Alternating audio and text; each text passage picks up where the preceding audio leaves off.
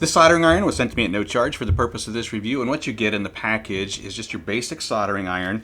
You got some tips that you can change out depending on the project that you're working on, a little bit of solder wire, and then you also have some solder paste.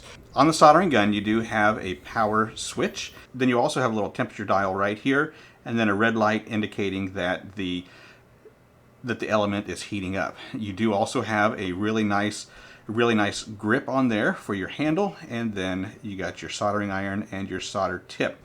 You also get a soldering iron holder and a sponge, and that sponge can go right there in that holder. That's going to keep your tip clean and fresh and ready to go. So I don't have any soldering projects right now, so what I'm going to attempt to do is solder a wing nut to a bolt and see if we can get that to work.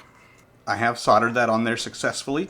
This wing nut no longer turns on here, and you can see that solder on the top. We are fastened there securely. Now, one thing that I will say about this is that the projects that you're working on, you want to make sure that you are using gloves, or you're going to allow this to set aside and set and let the heat dissipate, because this was done just a few minutes ago and it is still a little bit warm to the touch. It's not hot, but once the soldering is done, there's no doubt that this would certainly be hot. So I want to show you again on a different nut here. So first off, I want you to see that this does turn freely, and what we're going to do is solder that nut on the top of that bolt, and we want to make sure that we have something underneath in case we have any messes.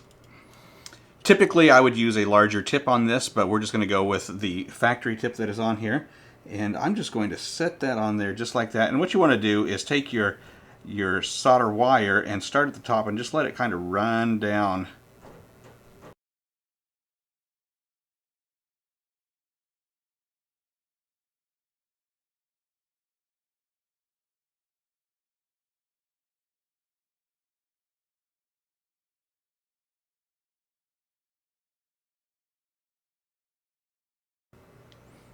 Now once that is on there, you can continue to heat it. You don't want to do too much moving around with this. Okay, so notice here I can loosen my nut, but then when I come up to tighten it, so you can see that I can tighten the nut, but I cannot take the nut off because of the solder on the end of it.